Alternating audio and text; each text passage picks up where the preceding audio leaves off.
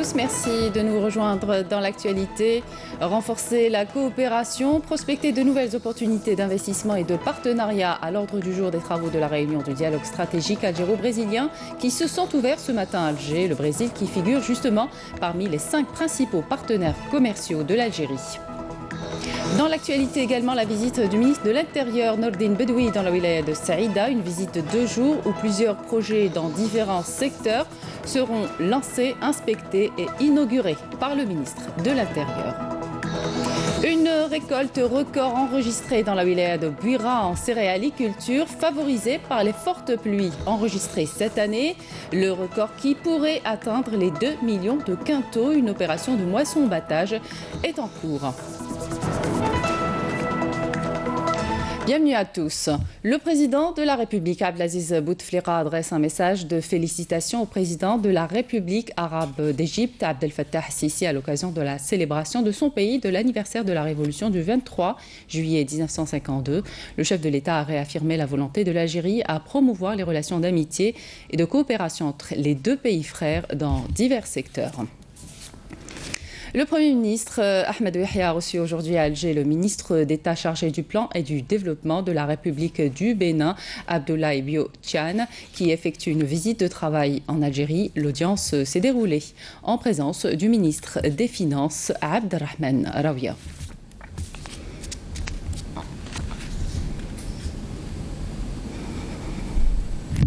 Ahmed Yahya a reçu également ce matin le ministre brésilien des Affaires extérieures qui a entamé hier une visite de travail de 3 jours en Algérie. Le chef de la diplomatie brésilienne est en visite de travail en Algérie pour prendre part à la réunion du dialogue stratégique algéro-brésilien à l'invitation du ministre des Affaires étrangères, Abdelkader Msahel.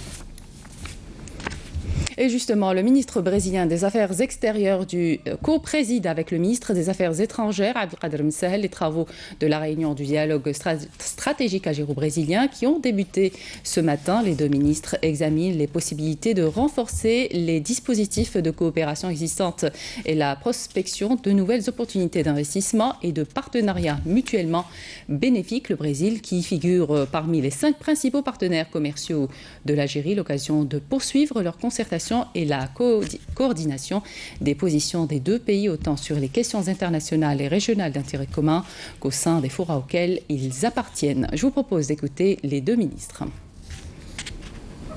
Vous êtes un grand pays. Vous jouez un rôle très important dans votre région. Vous jouez un rôle très important dans le monde.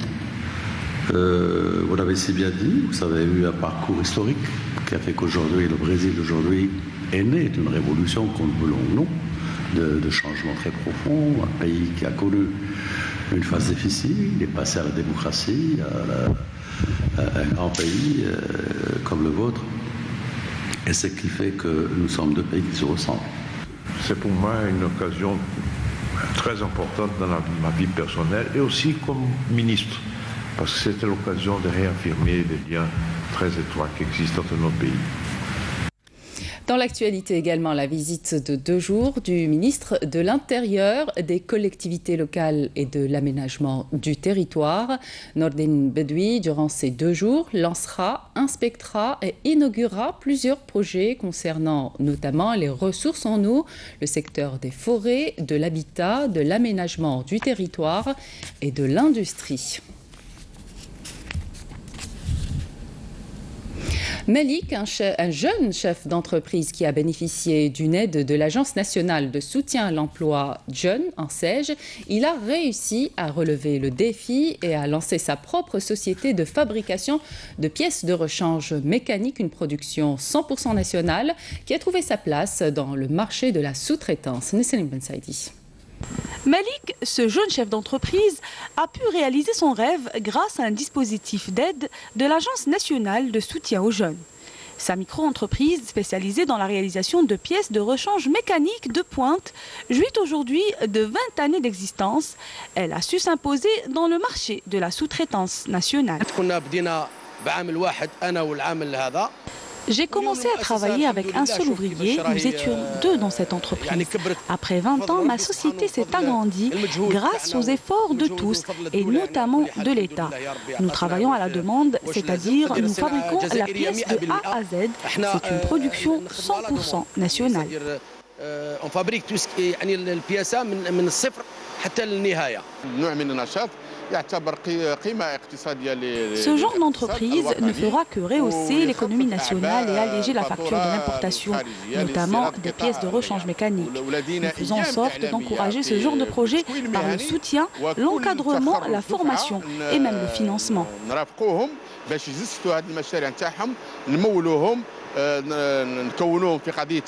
Cette entreprise emploie aujourd'hui plus de 50 ouvriers, ce qui est insuffisant en comparaison avec le volume de travail. Malik espère recruter une main-d'œuvre qualifiée qui lui permettra d'agrandir davantage son usine. Nous manquons de main-d'œuvre qualifiée. C'est vraiment difficile de trouver des jeunes désireux de se lancer dans ce domaine. Ce serait bien s'il y avait des jeunes pour reprendre la relève.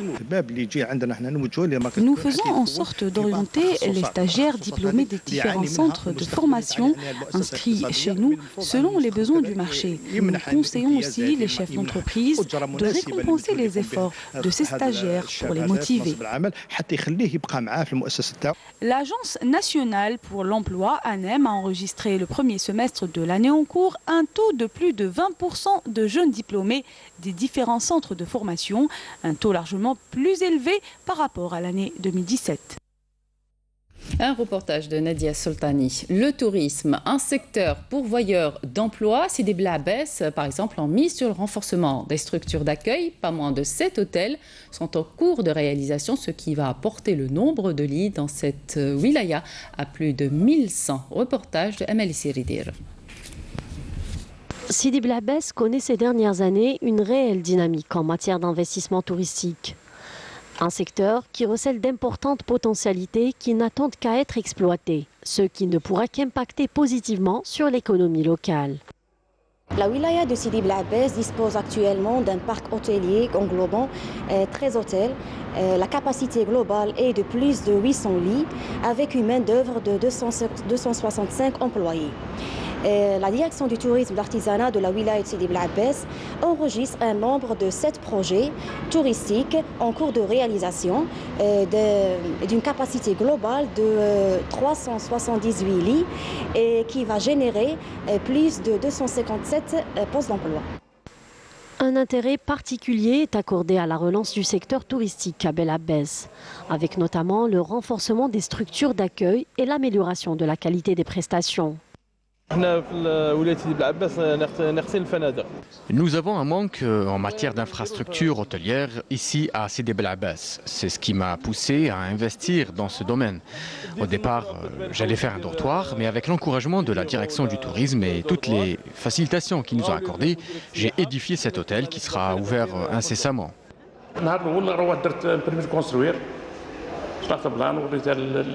Le jour où j'ai décidé d'investir dans le domaine touristique, j'ai contacté la direction du tourisme de la wilaya qui m'a tout de suite donné l'accord pour la réalisation de cet hôtel et j'ai eu mon permis de construire en à peine 15 jours. C'est un investissement d'environ 6 milliards de dinars. D'importants investissements sont annoncés dans le secteur du tourisme à Sidi Bel Abbès, dans une optique de diversification des marchés et de l'offre touristique. Céréaliculture, les fortes pluies enregistrées cette année dans la wilaya de Buira ont donné lieu à une récolte record qui pourrait atteindre les 2 millions de quintaux. Une opération de moisson-battage est en cours. Tous les acteurs du secteur sont mobilisés pour assurer sa réussite. Elle se poursuivra jusqu'au 31 août et au-delà si la récolte est trop importante. Manal Boudouaba. 267 moissonneuses-batteuses, 3500 tracteurs, 1763 remorques et autant de pare-feu et de labour pour faire face aux éventuels incendies. Les services agricoles et les agriculteurs de la wilaya de Bouira sont tous mobilisés pour une saison de moisson-battage exceptionnelle et pour cause, la récolte a battu des records inégalés jusque-là. درنا لي زونغري تاعنا درنا لي تريتمون فيتوسانيتير لي اوبيراسيون لو ديزرباج ليبيراسيون جوسكا لا ريكولت هذا الوقت اللي رانا فيه. Une saison qui s'annonce donc des plus bénéfiques. L'opération de moisson-battage a concerné à ce jour 60% de la surface cultivée, estimée à 65 000 hectares. Dans certaines régions, la récolte a atteint 85 quintaux l'hectare.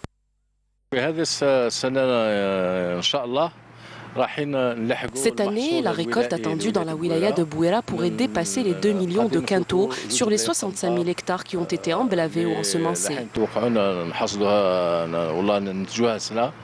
7 000 quintaux par jour avaient été récoltés en 2017. Cette année, la coopérative des céréales et légumes secs de la wilaya annonce 35 000 quintaux par jour. Nous avons 13 points de collecte réservés aux récoltes. À ce jour, 700 000 quintaux ont été récoltés, toutes variétés de céréales confondues. L'opération se poursuivra jusqu'au 31 août. Si la récolte est trop importante, il est prévu de prolonger la saison. Je rassure les agriculteurs de Bouira, nous avons suffisamment d'unités de stockage pour contenir toute la récolte. De leur côté, les agriculteurs sont plus que confiants. Ils affichent une satisfaction totale devant les quantités récoltées cette année et le déroulement de l'opération de moisson-battage.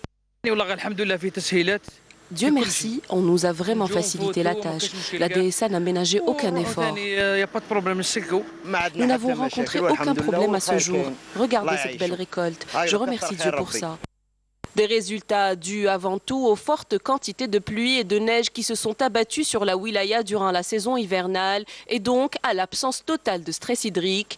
Devant une telle organisation et de tels chiffres, la céréaliculture à Bouira a encore de beaux jours devant elle. C'est considéré comme un problème de santé publique. L'envenimation scorpionique séquentielle des périodes de chaleur. Elle cause chaque année entre 50 et 100 décès en Algérie. L'Institut Pasteur, en coordination avec la direction de la santé, a lancé une vaste campagne de sensibilisation contre ce fléau. À El Bayed, par exemple, les habitants de la commune de Kef l'Ahmar, pincent à la main, traquent les scorpions. Karim Haïfa. Des étendues de terre arides et rocailleuses sur plusieurs centaines de kilomètres carrés infestées de scorpions, de vipères et autres animaux nuisibles. Des scorpions particulièrement dangereux, notamment en cette période de grande chaleur où ils n'hésitent pas à squatter maisons, locaux commerciaux et autres habitations en quête de fraîcheur. Et gare à celui ou celle qui oserait les approcher. Rien que cette année, 2 personnes l'ont payé de leur vie, d'où cette campagne de sensibilisation. En fait, c'est une campagne de sensibilisation au profit des habitants de la région pour les alerter, mais aussi pour leur donner les outils et la conduite à tenir devant une piqûre de scorpion. Comme par exemple d'adopter un chat, des poules ou encore mieux un hérisson, ce dernier qui est un prédateur des scorpions. Sans oublier de faire attention à la propreté de son environnement direct, au bon fonctionnement de l'éclairage public et bien évidemment le ramassage des scorpions. Outre la sensibilisation de la population, les autorités locales ont lancé une grande opération de ramassage de scorpions à partir de la commune de Kef l'Ahmar.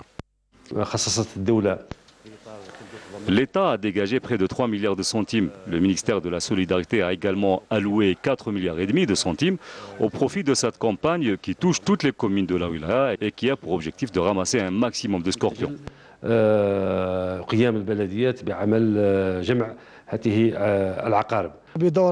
Nous, en tant que représentants de la commune, nous avons chargé une entreprise spécialisée dans le ramassage et la collecte des scorpions pour prévenir un tant soit peu les envenimations scorpioniques. Infestées par ces nuisibles, certaines régions souffrent plus que d'autres par les piqûres de scorpions. Les services de santé de la wilaya ont pris les devants en ouvrant le temps d'un été des centres de soins pour prendre en charge les cas d'envenimation.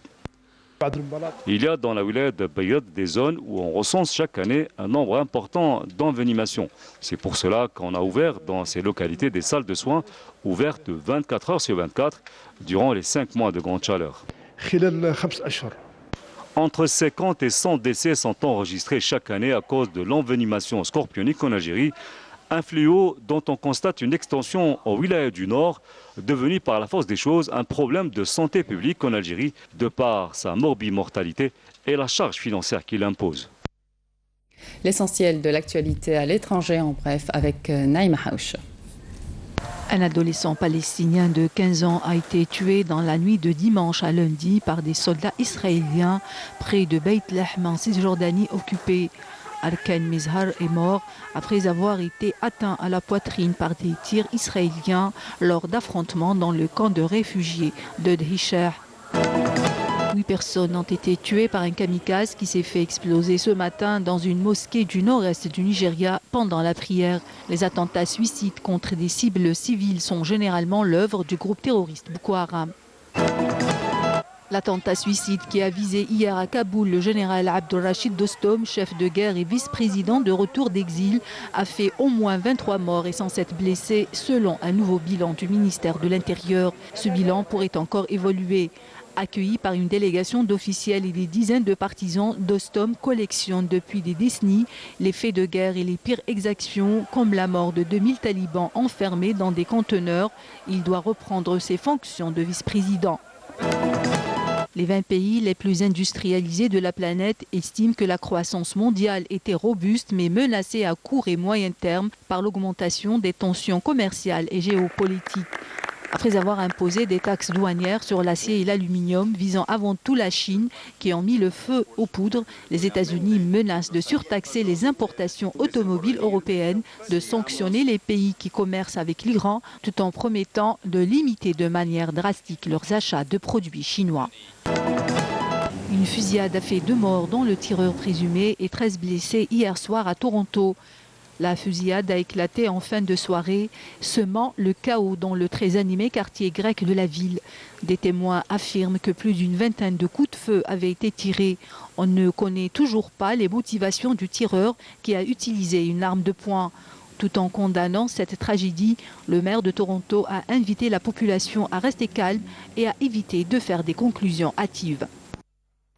Jeux africains de la jeunesse, après 5 journées de compétition, l'Algérie occupe provisoirement la 2e place du classement général avec une moisson de 71 médailles, 20 en or, 21 en argent et 30 en bronze. Les nageurs et les escrimeurs se sont distingués durant la 5e journée. Les gymnastes ont confirmé avec 4 nouvelles médailles, 2 en or et 2 en argent. Le résumé de cette 5e journée avec Nassima Imloul. La 4e journée des Jeux africains de jeunesse a vu l'Algérie briller dans différentes disciplines. D'abord la natation, où Abdallah Al-Arjoun a décroché dans les 100 mètres d'eau la médaille d'or, suivie de son compatriote Riyad Bouhamdi. Toujours en natation, et cette fois c'est Monsif Belaman qui décrochera la médaille d'or dans les 100 mètres crawl. À l'issue de la première journée des épreuves d'escrime, Sonia Zebouj a dominé en finale du fleuret féminin l'égyptienne Myriam Sadri, alors que Malek a battu une autre égyptienne, Ahad Nasr, en finale de l'épée féminine, remportant chacune une médaille d'or et totalise ainsi en finale 8 médailles. La sélection algérienne continue à se distinguer en gym et chez les garçons, elle prend la première place.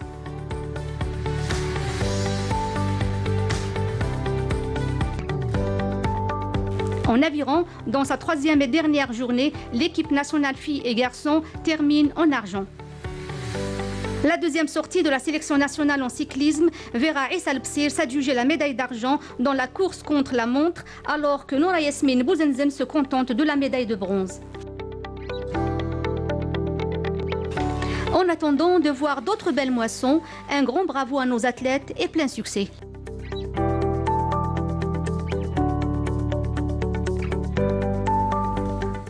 L'Algérie abrite la 4e édition de Dar Dzaïr sous le slogan « L'Afrique invitée d'honneur ». Le village de loisirs installé au complexe olympique Mohamed Boudiaf poursuit ses soirées au grand bonheur des Algérois. Hasna Zouberi.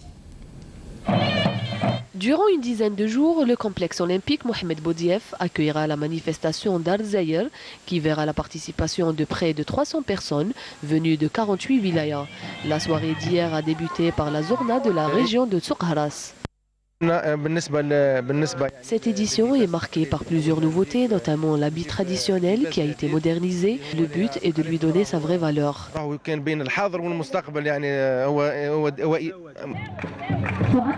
Après l'Est, direction le Grand Sud, grâce à la wilaya d'Ilizi, les présents ont dansé le Toukaba sur les rythmes du Tindi.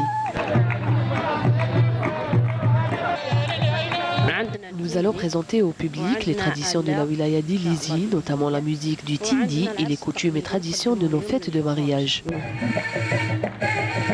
L'ouest du pays a été représenté par la wilaya de Sidi Bel Abbès avec l'Alaoui. Nous avons participé avec une exposition de nos tenues traditionnelles et aujourd'hui nous allons présenter au public les traditions du mariage de Bel Abbès sous le rythme d'une troupe musicale.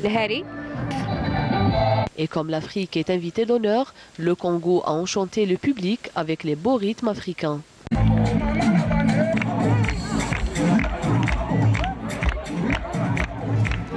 Fin de cette édition, merci de votre attention. Tout de suite, les prévisions météo avec ML Arbi. Ce soir, retrouvez Nadia Madassi à 19h. Et puis, sachez que l'information continue sur le site de la chaîne ainsi que sur ses pages Facebook et YouTube. Excellente suite de programme.